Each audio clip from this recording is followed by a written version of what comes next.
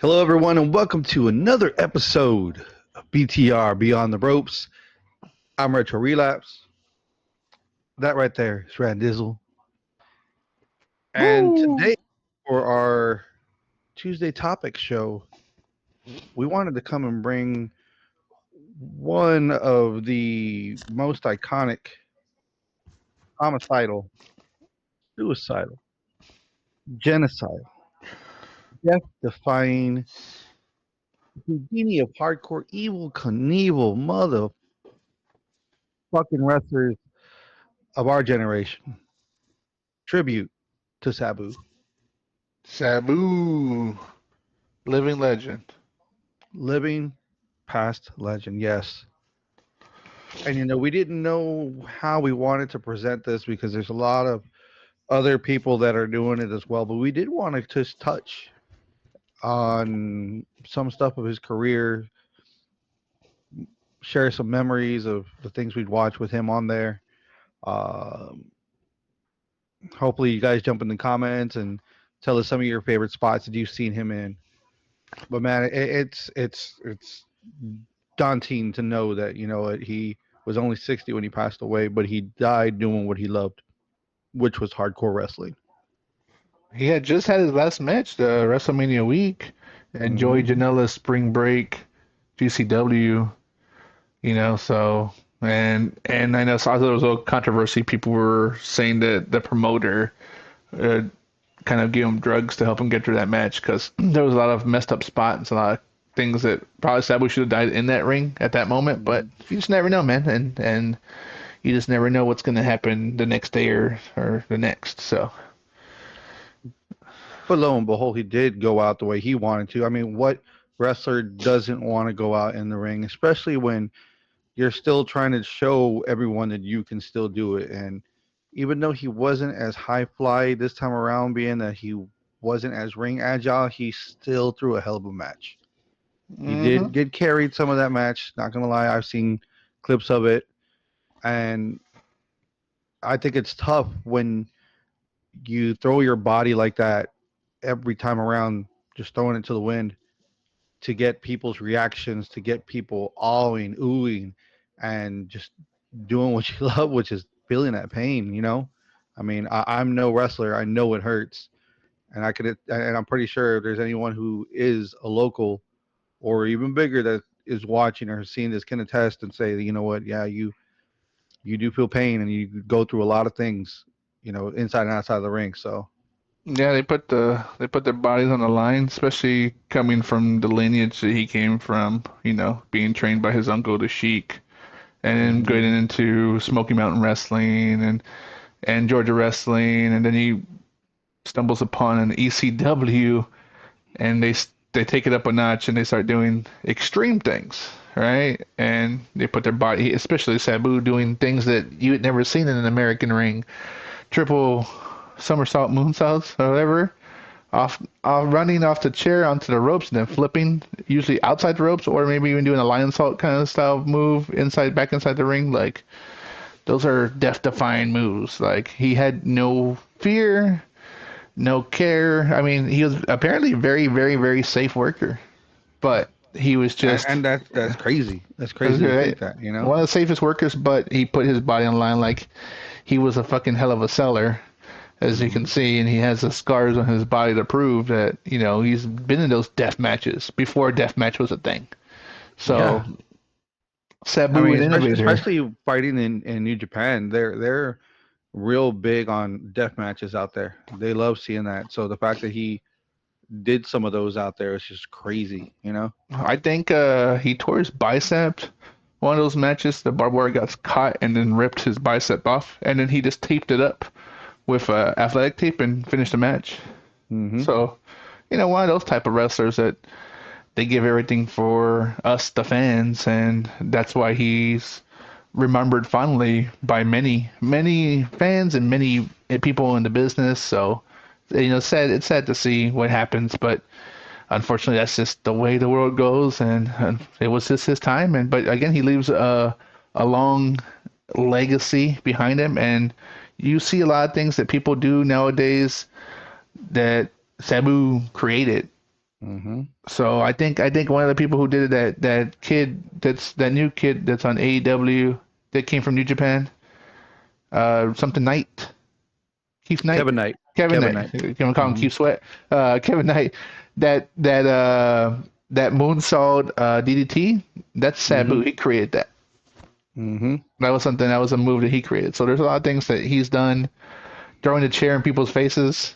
I posted one of my favorite clips when it was the ECW WWE brand, Mm-hmm. and he was attacking John Cena. He threw the fucking chair in his face, and That's right. then put him on the table, and then just did the triple jump Mm-hmm. off the chair onto the top ropes, and then just do a fucking leg drop off onto the announcer's table. So you And know, shout out to his manager, Bill Alfonso, Fonzie. because if it wasn't for him, there was a lot of matches that Bill that was real pivotal as far as holding that chair. Because he also did the same thing for his other talent, which was Rob Van Dam, and they also were a tag team at one point in ECW, Yeah, uh, reigning from February '97 till September '99, and they were the tag team champions in ECW, I believe. yeah. They started off as rivalries. They started off as fighting against each other, and then they Hmm. got put together, and then they were off to the races. That's right.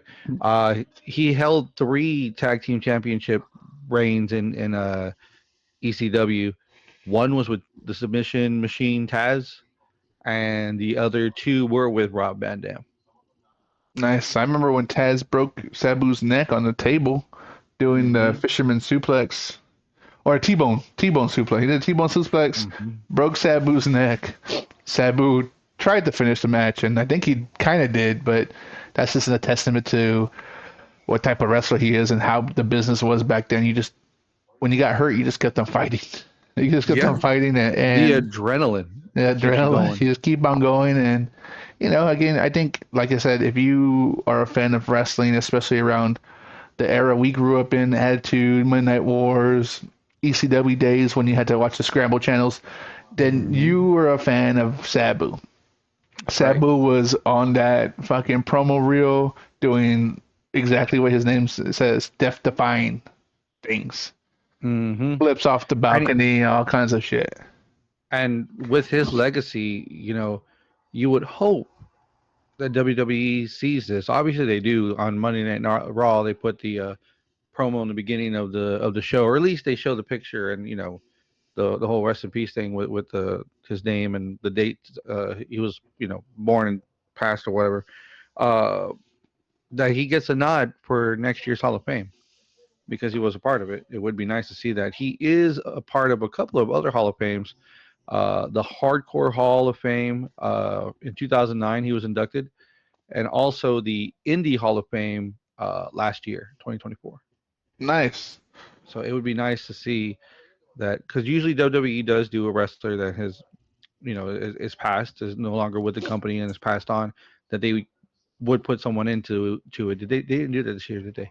No, not this year. No, Well, no. they But did do they had like a new like Legends of Wrestling mm. Hall of Fame thing where all those guys had passed. Dory Funk was on there, so I mean all those people have passed. So I don't know how they're doing it. Oh no, they did. They did Posthumous. do that because didn't they induct both Earthquake and Typhoon? And Typhoon is passed on. His Yeah, family was there to receive that award. So yeah, Earthquake passed on. Earthquake passed on. I'm sorry, Earthquake passed. Typhoon was there. Yeah, So yeah, they better. I hope you hear this, WWE. Better put him in there. He's deserving of a spot in the Hall of Fame, especially the way he threw his body out there. agreed. You'll get a Hall of Fame, another big time Hall of Fame somewhere, and I know every wrestling fan understands. Hmm. Like it's a big loss for the wrestling community. It really is. It's sad that it was just he's 60, man. You That's still have other young. wrestlers that are around the same age. Billy Gunn, for one, is still out there wrestling. Jericho's almost up there. He's still putting his body out there. Um, who Edge, else? Yeah, Edge is almost up there as well. Christian's not the that same. far behind, Yeah, I but think the same age he, as Edge, like 55 mm, I or think 50 so. 50, something. yeah, early to mid 50s, yeah. Um, if you have it in you, you're gonna throw yourself out there. You know what? Where was it? Was it the same? It wasn't the same night. I think it was recently, maybe last weekend. They showed Jake the Snake Roberts was in the ring, and he pulled a stunt or two. Um, I think it's with Joey Janela, the comedian Ricky Berwick. He's the paraplegic comedian that's in the wheelchair. Uh He was a part of that for whatever reason. His T-shirt was awesome. Autism 316. huh. Jesus Christ. Dude, that was. Oh man, I need to go back and watch that again. But yeah, that got me laughing.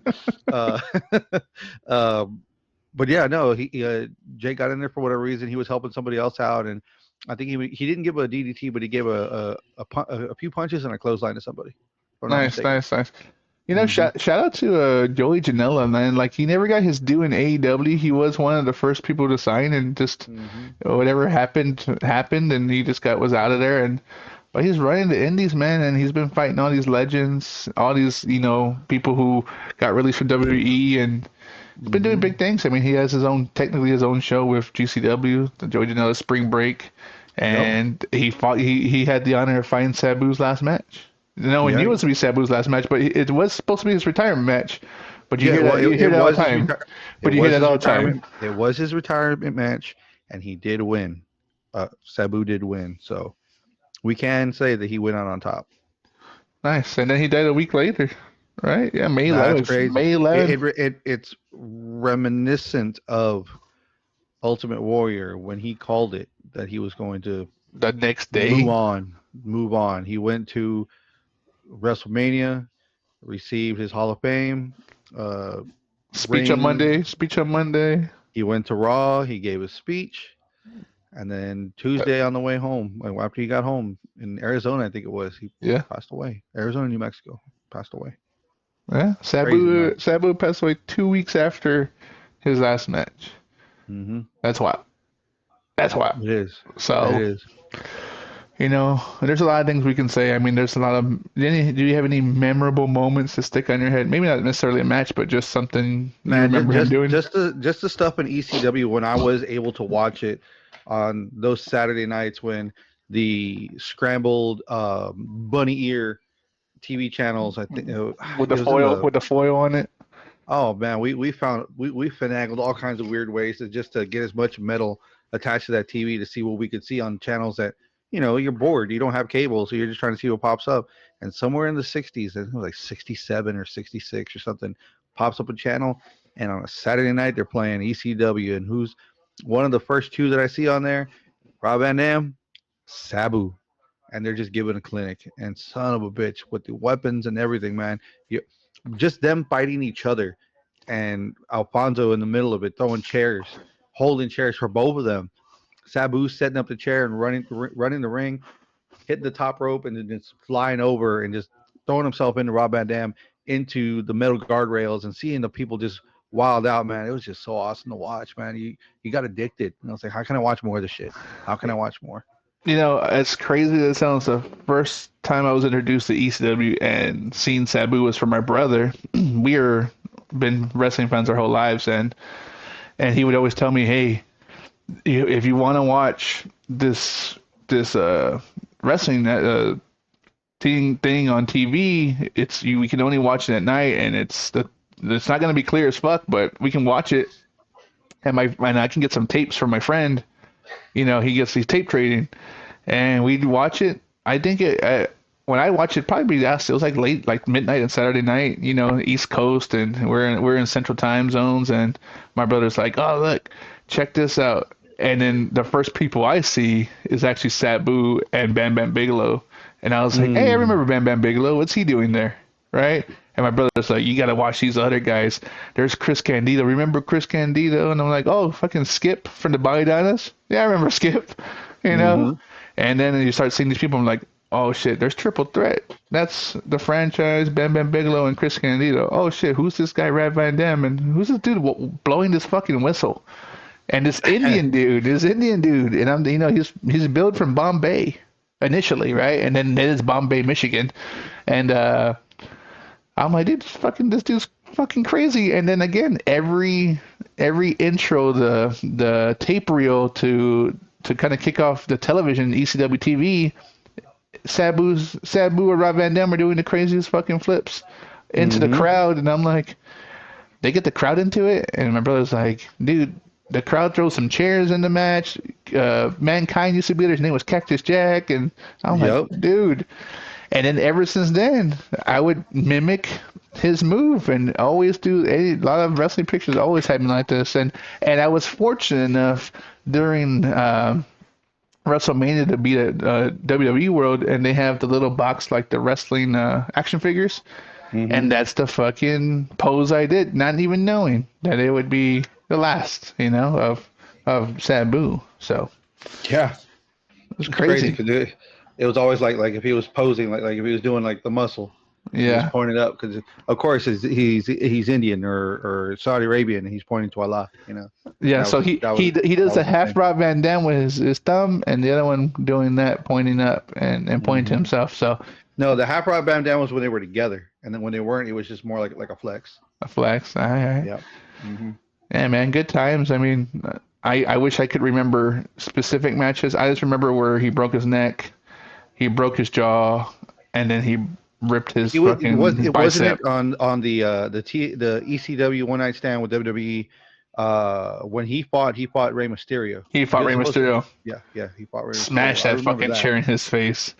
And I was like, God damn, this isn't ECW, Sabu. Chill out, dude. Yeah, but they were in the Hammerstein Ballroom, man. Yeah, They were in and and Hammerstein. and Rey Mysterio knew what he was getting himself into. He was an ECW original, so you know, Hmm. And I that's think, crazy to say too, right? Because he did them all. He did ECW, he did WCW, and here he is in WWE, a Hall of Famer, still wrestling. There's another mm, one. There's another one that's an yeah, older wrestler that Rey Mysterio is and almost 60. He is almost like 50 something, 57, and 58. and he's still going.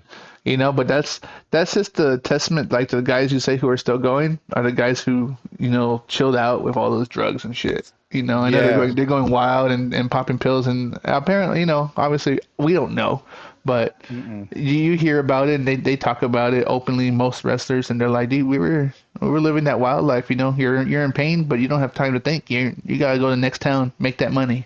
Go to the next town, make Exactly. that money. Next town you're taking these drugs, and unfortunately, that's what ends a lot of these old wrestlers' lives. And I think Hmm. I can't speak on Sabu. I know that he was a weed smoker with Rob Van Dam. That's as much as I know, Yeah. right? So, but it's Sabu. Hey man, he will be missed. It's a He will be missed.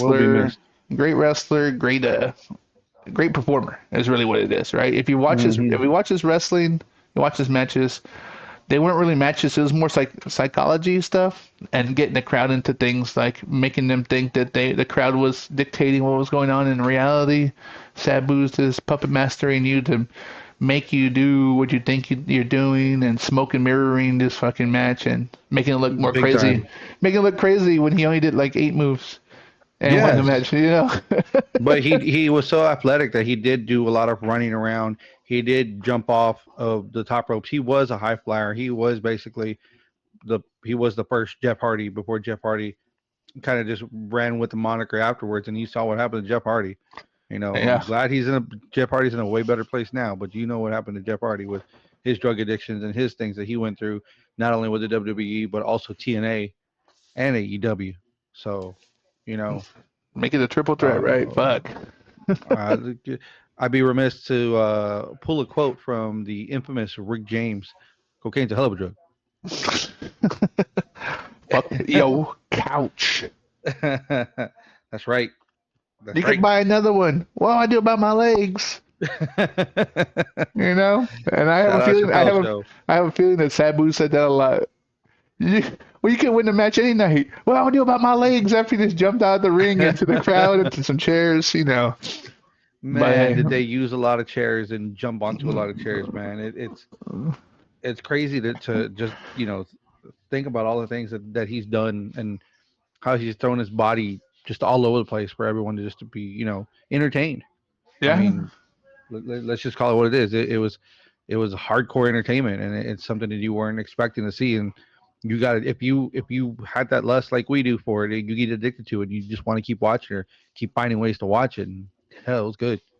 I'm just glad that after all his hard work and all the indies and the old territories and then the ECW, that he was able to fight a couple of matches or a couple for at least a couple of years in WWE.